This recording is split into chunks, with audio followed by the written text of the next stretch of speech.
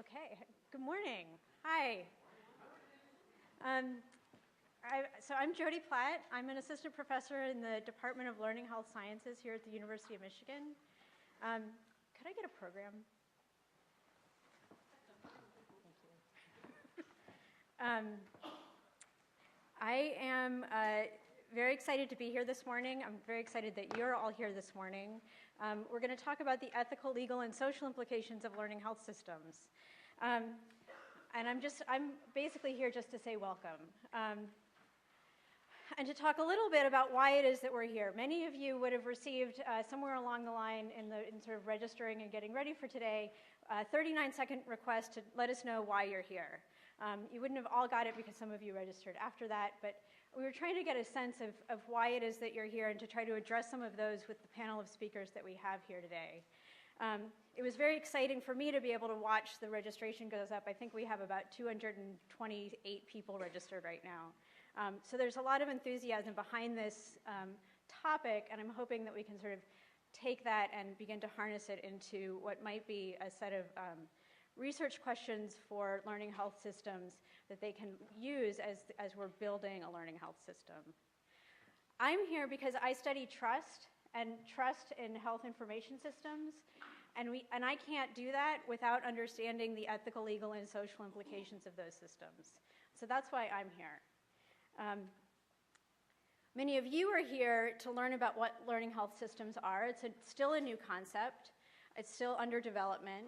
Many of you are here to learn about what the ethical, legal, and social implications of those learning health systems are. And we have an awesome lineup of speakers. That's your words and mine, but that the quote is an actual quote. And then also you're here to network and talk to other people.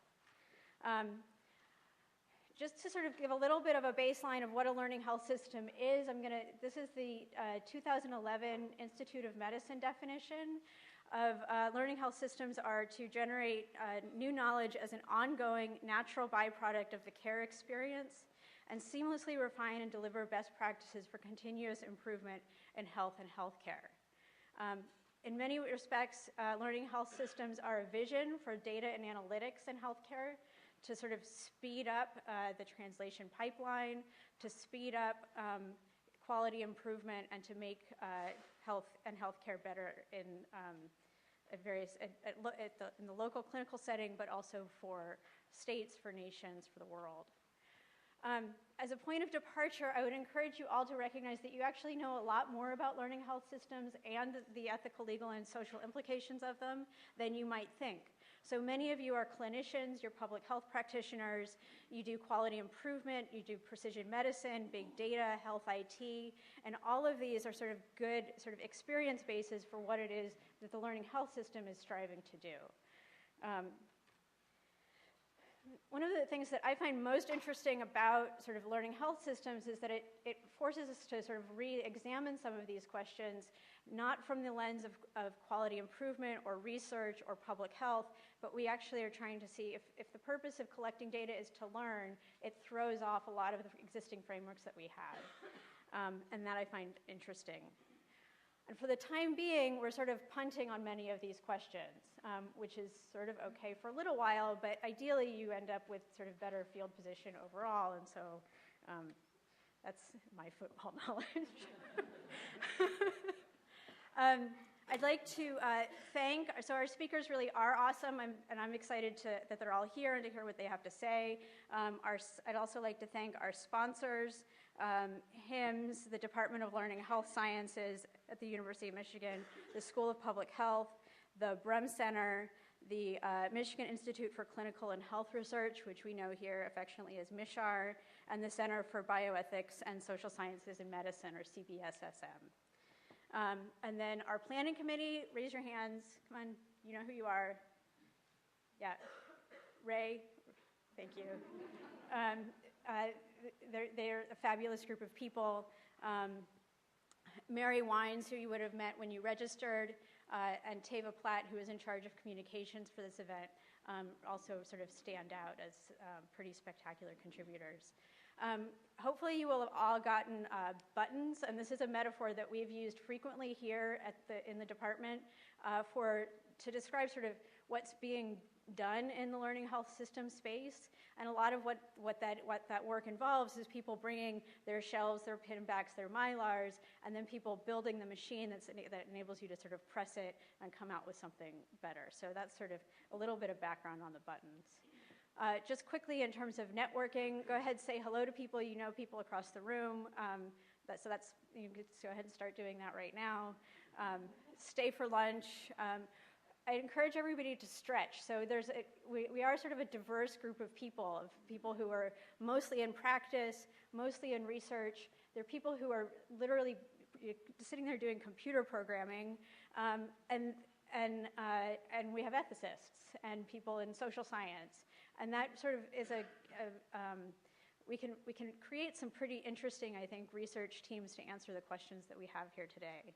And then get involved and come again, and we'll sort of keep talking about that all day. And then finally, share your thoughts. We do have note takers. We are recording the event. We have an evaluation form that we hope you'll sort of actually complete and give back to us. If you are taking notes on your computer, just email them to us. We'd love to see what you've had to say. And then we're also on Facebook and Twitter. And now Raymond DeVries. Good morning again, and I want to add my welcome from the Center for Bioethics and Social Science and Medicine. We're really delighted to see you all here today. And I thought it would be interesting, as I was preparing for today, I happened to notice, I also work in the Netherlands, that as we are sitting here today in Ann Arbor, in Utrecht actually, a conference is going on right now on personalized medicine, and you guys can all read Dutch, it's great, and the role of big data, boundless or endless possibilities. So it's interesting to me that we're kind of capturing a moment. It's not just a moment here, but it's a moment across the globe where people are starting to think about these issues. Although I think we have something special going on here because we are considering the ethical, legal, and social implications. So just a little bit about the day. I just want to set up the day and get us kind of in a mindset to think about what we're going to do today. This is in your program, but I want you to especially appreciate how hard we worked to do the alliteration. We couldn't quite figure that out for session 4, but so we'll be talking about ethics, engagement, equity, and law and policy in these issues. And really our goal here is just to start a conversation, although I think a lot of you might know that the conversation more or less began with the publication of this special supplement to the Hastings Center report, where Ruth Faden and her colleagues put together a few articles on the ethics framework for thinking about learning health systems. And they, just very briefly, I'm guessing a lot of you haven't read this, they set up this framework and they start with this assumption that clinical research and clinical practice are not ethically fundamentally different enterprises. They also go on in this particular collection of articles to bring together the arguments that morally justify the transformation to a learning health system. What I want to say is today we're going to explore these assumptions a little bit, maybe walk some of them back, and actually go a little deeper into these things. So really we're talking about creating an ELSI of Learning Health Systems 2.0, if you consider Faden et al. As 1.0. And really what they did, and I don't want to give you all the details, but they came up with 7 obligations of a learning health system. And that's sort of talking about what's the interior workings, what are the ethical obligations within the learning health system. But we're going to expand that a little bit today by looking in ELSI 2.0 as what about the inputs to a learning health system? Where does the data come from that informs the learning health system? And there are clearly ethical questions there. What are the effects of an electronic health record? How does that influence the relationship between caregivers and patients? Also, when you create a health record, how do you import unreflectively the norms and notions of your society? Also worth thinking about. And then on the other side, we're also interested in outputs. And just as one example, there was a recent paper by O'Darty and his colleagues that talked about the fact that, yeah, the data we're collecting is very useful for thinking about medical problems, but it can be used in other ways. Some of those ways are benign, like helping identify victims in mass casualty events, but some are not so benign if you look down that list. Denial of entry at the borders. I mean, when we have these data about people, there can be effects that we need to think about, and this is outside of the framework of the learning health system. So you guys are all lucky enough to be here to watch this move from ELSI 1.0 to ELSI 2.0, and you're participating in it. We really want to hear from you and get your reflections. Now, we folks who work in medical ethics, when we think about the problems of medical systems and health systems, we draw on a lot of disciplines. So we draw on law, we draw on medicine, social work, social science, philosophy, and literature. And as we start today, I just want to share with you a short poem by the poet Rainer Maria Rilke. And it's a little meditation to get our heads in this space about the relationship between human beings and the things they create, be those machines, be those objects, or be those systems. Orpheus, do you hear the new sound droning and roaring? Many now exult in it. Though the machine insists on our praise, who can listen with all this noise? See, it rolls over everything, weakening us and taking our place.